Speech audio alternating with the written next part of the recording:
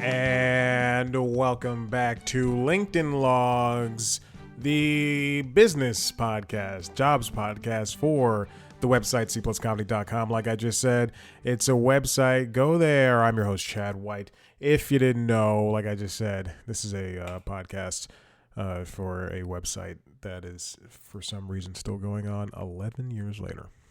Here we are. Here we are talking about jobs, LinkedIn jobs everywhere. I'm still getting the same. If you haven't heard previously, I gotta stop. I gotta find a way to get this cable from hanging on my leg. If you haven't heard before, I'm here trying to get a job. Get used to it, and trying to find a job somewhere interesting, somewhere fun in television, and so I can stop working for these other jerk offs. Clean show. It's a clean show. So I scroll through LinkedIn looking for jobs, not on the show. Not while it's happening. And I talk about the things that come from this. From my experience of trying to find a job. But more recently in the past week, I don't know if I mentioned this. There was a job last week where I think I did, where I had an interview with a company that did not realize that I'd already previously done some freelance work for them. Yeah, I did talk about this. And then I did the first interview, and then they told me I was going to have to wait, until this current week that this episode is out, that I would hear anything back from them. Lo and behold, Thursday or Friday, I get an email saying, "Hey, Chad, we want to advance you to the second round." I said, "Great, let's do it." So now I'm in the second round. It already happened. I set it up for Monday so I can have something to talk about today, and also so I can get out of the way. I'm the world's greatest producer. So I did the second round, which was a test of sorts. I've done tests before, and what this test involved me doing is starting the God blessing timer. And I'm all out of whack. I gotta start the show over. All right, here we go. Theme song in 3, 2, 1. Just kidding. I would never do that. Too much time. I've done that before, way before on the Constitutionals, before even the other two podcasts existed. I had to re-record, I think, 2 episodes in my last apartment because I forgot to record or something like that. Who knows? Anyway, I did the test, and what the test involved was, I don't want to get too specific, but in my Google Drive, there's a business section. Just have business. I have a bunch of folders, and one of them is just business. And then under that, it's every job I've ever worked at or applied to. Anyone that has, and then my resume. And then I have work hours for several of them. I have like work hours from 2016. Like truly, because I want to keep that professional. Anyway, and within business, there's tests. And there's all these tests for different jobs I applied to: CBS 46, comicbookresources.com, androidpolice.com. They didn't give me these jobs, so I feel like I can talk crap about them. Door Loop, Planet Money. I don't know about that one yet, but I did send in something for Planet Money. They wanted a host temporarily for 6 months. I don't know if I'm probably not going to get that one. But they should hear my voice. They should see what I've done on C Plus Comedy. That guy's good. And then the last time I worked for this company, I don't know if I mentioned the company last week, so I won't say their name. But the last time I did work for this company, I still have 1, 2, 3. I have 3 videos I cut for them. 2 are the same video. 1 is the longest version of that one video. And then so anyway. They had me do an opinion piece. They had me do 2 parts of the test. They had me look over and not summarize, but kind of introduce a video opinion piece. And I guess like if you go to, let's say you go to CNN.com or New York Times or Wall Street Journal or whatever, and there's a video element, a video opinion piece. Under that, this would be like the blurb. So there would be a headline, a lead sentence, LEDE, lead graph, and then the one and then the paragraph under that talking about whatever. It's not a summary. It's just what are the things that you're going to see more or less, and try to get the thesis across the line to the reader. Anyway, I did that, and they gave me 2 hours to do it. So I said, how about 9 o'clock Monday morning? I'll be fresh as a daisy. I sit down, turn on some music, and I start doing this thing.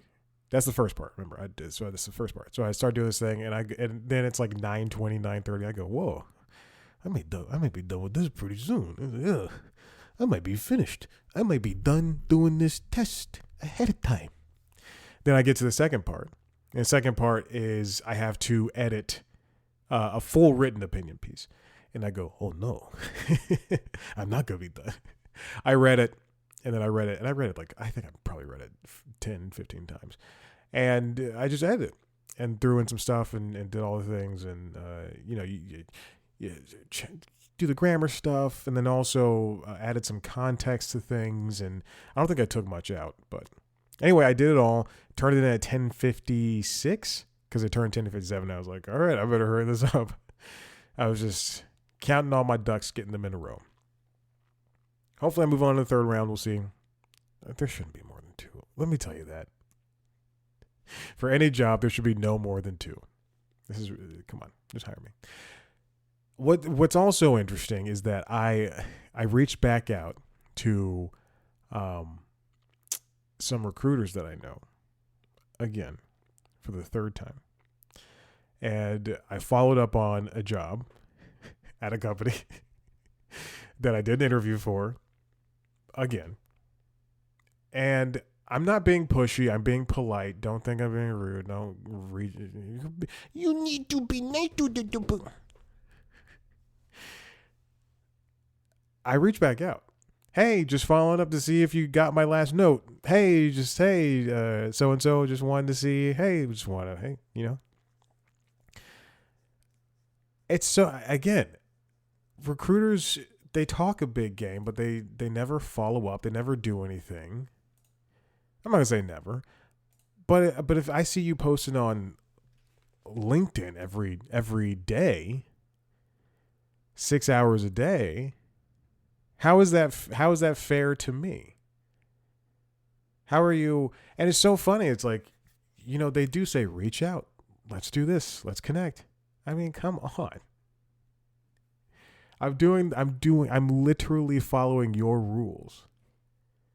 What you should do is be somebody who is going to stick to their word. And this goes for every recruiter. I'm going to lump you all in. It's getting to be ridiculous. There's such fakeness in LinkedIn. I'd rather be friends with TikTok people. And TikTok's about to get taken away from everybody. All right. I got some stories to talk about. Let's do some stories. Yeah, I did look up some stories. You're welcome. This comes from CNBC, written by Karen Gilchrist. Unilever to split off its ice cream unit, including Ben & Jerry's. Unilever is the parent company of Ben & Jerry's, as well as Breyers and I'm not kidding, a metric poop ton of other entities. And we're going to see what they're trying to do is just get away from the ice cream business. I think they've been producing ice cream, or they've been in the ice cream business since 1922 is what I read. Now, this comes from Wall Street Journal, written by Aaron Back. Unilever is better off without Ben & Jerry. He writes, unless a buyer emerges, it will likely become a standalone listed entity by the end of next year. The company said the business includes 5 of the top 10 global ice cream brands with 7.9 billion quid, which is 8.6 billion American, of revenue last year. Unilever will retain its nutrition business, which also includes Hellmann's mayonnaise, some personal care and beauty divisions, and apparently 7,500 white-collar jobs, mostly white-collar jobs, will be cut from the company. Back at CNBC, Gilchrist writes, Unilever said plans for the spinoff have yet to be finalized, but that a demerger is the most likely the separation route. This is very interesting because they've been, I think 2 years ago, Ben and Jerry's has been butting heads, as they put it. Let me see. I'm sorry, I'm looking for a Wall Street Journal article I saw this morning in regards to the Ben and Jerry's thing. They've been butting heads with, here it is. Excuse me. They've been butting heads with Ben and Jerry's, the board, which is independent from Unilever, has not been getting along with Unilever's. Now, Sabiria Chaudhuri writes for the Wall Street Journal, Ben and Jerry's owner loses his taste for ice cream. Now let me read that exact part. The brand and its parent company have repeatedly butted heads in recent years. In 2022, Ben and Jerry's filed a lawsuit against this parent company after Unilever sold its business in Israel without consultation. That move came after the brand halted sales of its product in Jewish settlements in the Israeli-occupied West Bank and contested East Jerusalem. Obviously that was a giant step for them, for Unilever to have done that. And I believe there was a boycott. Excuse me. There was a boycott for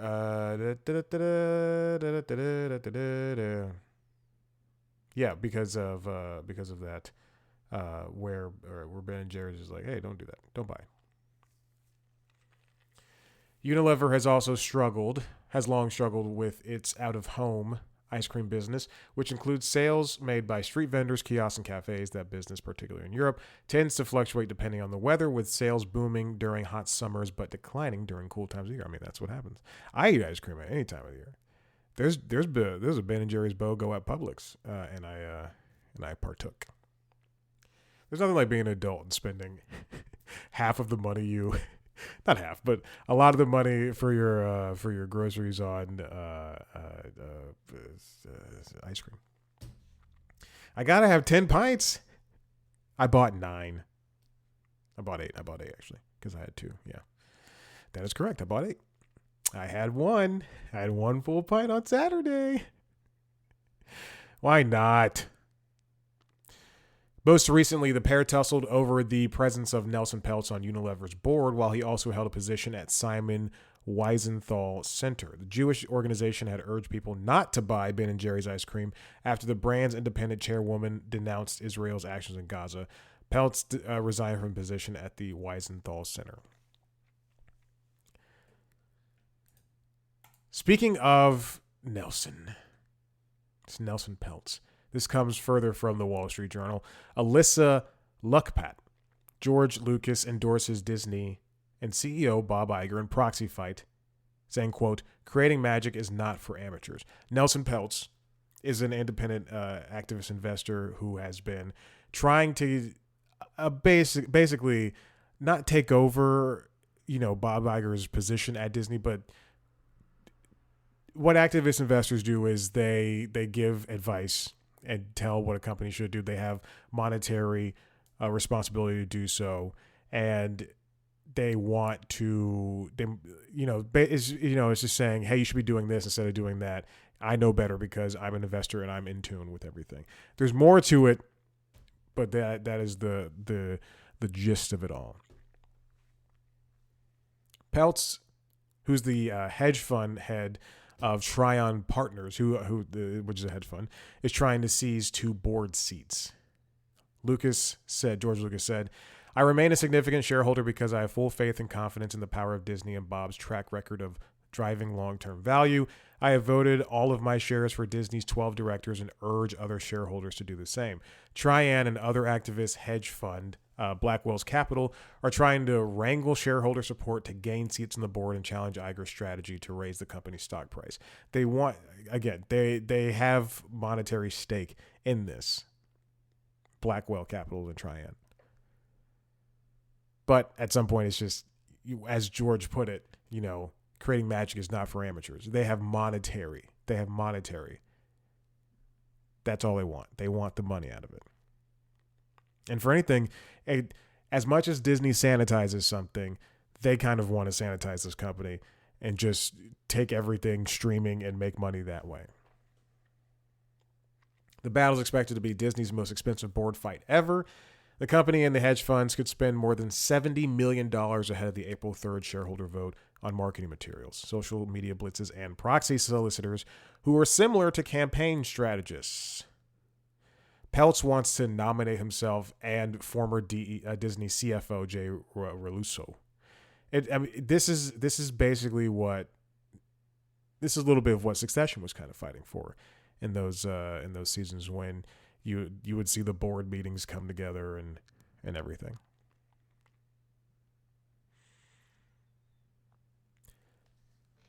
Lucas, who's 79 years old, is the latest high-profile name to come out in support of Iger, including the descendants of the Disney family of Walt Disney and his brother Roy O. Disney. They backed the company, and Glass Lewis, one of the two major proxy advisors, I'm dying, has recommended shareholders vote for Disney's director nominees.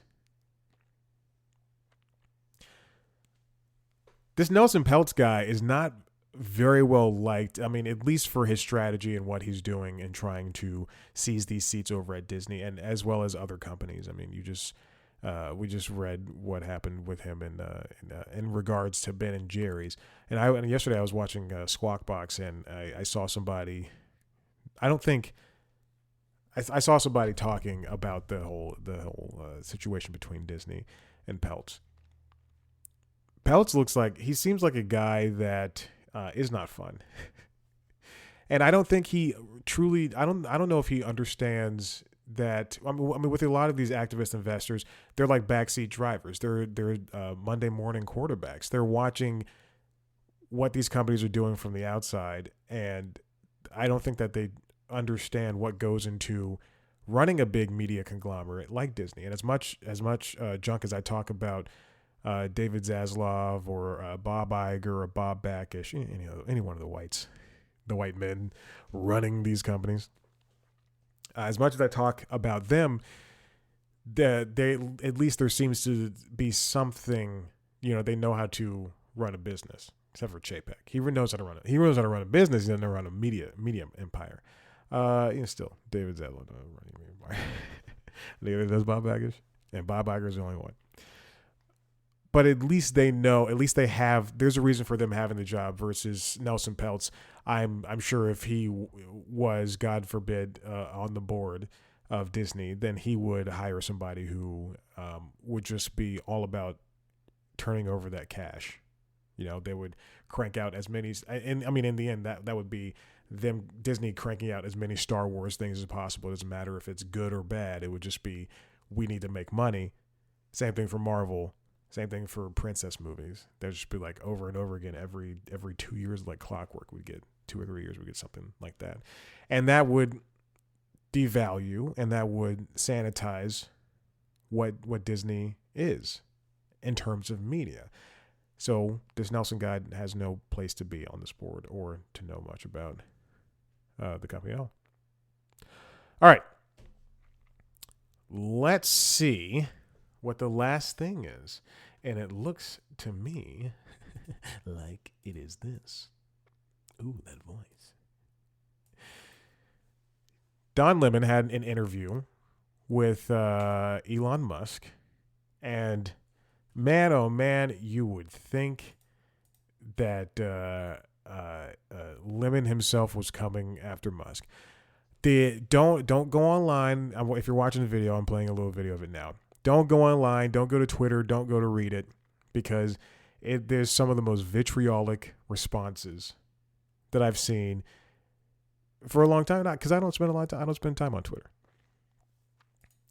Now Don Lemon, he sat down with Musk. A couple of maybe a week ago, 2 weeks ago, he did this interview, and then as soon as Lemon, they finished, within the same day or so, Musk sent a text to Lemon's representatives that said contract canceled. It was like blah blah blah, contract canceled. It just seems so childish and so stupid to have a grown man, one of the richest people in the world, to come and act like this. And we've seen this behavior before. It's just how it can be so powerful and be so moronic at the same time. Now, I listened to Kara Swisher and Scott Galloway's podcast Pivot, and they did a special episode with Don Lemon talking about what happened before, during, and after he was paid. He was supposed to be. He did not get paid. That's the thing. He signed the contract, did not get paid. He needs to get his money. But he gets let go from CNN. He has to wait a certain amount of time before he could do anything else. He's offered this contract at Twitter, X, and one of the stipulations is for him, in order for him to have this show, the Don Lemon Show, which is a podcast and a video show, was for him to appear at CES, the Consumer Electronics Expo, for Twitter. I think it was CES. It was one of those conventions, one of the big conventions, and he did, and like that was a big thing for them, and that's another reason why he's even allowed to do a show in the first place. So he did the appearance, and so now he's allowed to do a show. He does a show. He asks. I mean, I listened to the entire thing yesterday, and I watched it at points and stuff. But for whatever reason, Elon is getting hot about this. It's a great conversation, and then people online, I made the mistake because I saw a headline that said Don Lemon said that that Twitter was suppressing the video, and it's correct. At one point it only had 400,000 or so views, whereas on YouTube and on if you look at the podcast sites and everything, it was up there. And but clicking on the tweet, and my God, these people that still use Twitter, oof, man, oh man, these people are insane. Anyway, I thought it was a great conversation, and towards the end, you could just see Elon just getting pressed. He's like, I gotta go. You only have a couple more minutes. Like how can you be such a little bitch? Truly. Anyway, this is a clean show. Now, this comes from the New York Times, written by Derek Bryson Taylor. What Elon Musk said in testy interview on Don Lemon's new CNN show. And at one point, Elon said the words, God, I forgot. Oh man, it was something. He's like, you love controversy or something like that. I don't know, something stupid. And then he said that Jeff Zucker was talking through Don Lemon, and that's impossible. Jeff Zucker is the former head of CNN, which is so stupid. Anyway, just whatever. The interview covered a wide-ranging topics. It covered his Elon's ketamine use. It covered meeting former President Donald Trump when he was with a friend at breakfast. It talked about hate speech on X and social media. Oh, he was like, the thing was, it was because it was about hate speech, and he said something along the lines of like, you love. Not what's the opposite of freedom of speech? Like speech suppression or something like that. It was so stupid. Yeah, he's a jerk off. Okay, so there's things along the lines of like the political conversations. If Musk endorses a candidate, he said he will make a detailed explanation for his choice. Elsewhere in the interview, Mr. Musk was adamant that he does not abuse drugs and spoke about his prescription for ketamine for, quote, a negative chemical state. He talked about playing video games to come down and stuff, and what kind of video games he likes and things like that. And at that point, I was like, I think I'm going to sell my PlayStation, Xbox, and Switch and the Steam Deck. I don't think I need to play video games anymore. There's a big promotional push, and listen, I'm going to tell you right now. Go watch the show. If you don't like Don Lemon, just go watch the show. It's a very, truly, he's just doing an interview, and this guy is being a wad. Lemon did a heavy promotional push, who teased the interview in multiple places, including The View, in the days after Musk abruptly scrapped X's partnership with the former CNN host. Again, he should have asked for the money up front. And Kara Swisher was very adamant about that. And I was like, yeah, dude, I would have done the same thing. If you're going to pay me, let's pretend it was $20 million. If you're going to pay me between $10-20 million to come do a show for you, let me get that cheddar up front. And, I'm trying to bring cheddar back. I'm bringing cheddar back. And also one thing I just remembered is that for one of the stipulations for the show to be on X was that Don could do, they want to do, I think they're going to do like 2 or 3 episodes a week. And he was going to, all he had to do was produce 10 exclusive videos for X. And they're only going to be exclusive for 5 days or something like that, or 24 hours. So they didn't even want much. They wanted, or 5 exclusive videos. So they wanted 5 exclusive videos. That's 50 extra minutes. 5 10-minute videos. Yeah, that's what they were. 5 10-minute videos. And I mean, that's truly nothing. I would have gotten the money up front though. And then, I just would have been in there getting that money. Musk said that that Don's approach was basically CNN, but on social media, and then he said, which doesn't work as evidenced by the fact that CNN's dying. I mean, no, it's just, there's so much, speaking of misinformation, just an insane amount of bad things coming out of that guy's mouth, including that diversity, equity, and inclusion, it doesn't work.